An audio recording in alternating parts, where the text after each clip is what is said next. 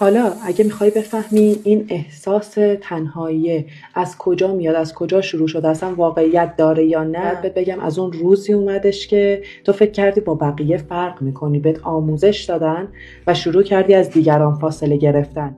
تو هی از جمعیت و مردم فاصله گرفتی و دورتر و دورتر شدی.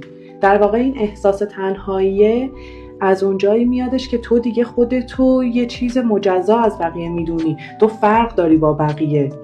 وقتی میبینی فرق داری با بقیه یعنی احساساتت با احساسات بقیه فرق میکنه، افکارت با افکار بقیه فرق میکنه، افکارت یه چیز خاصه که بقیه درکش نمیکنن و هی فاصله. و این احساس فرق داشتنه باعث میشه که عمیقاً احساس تنهایی. میخوام بهت بگم که این احساس واقعیت نداره عزیزم.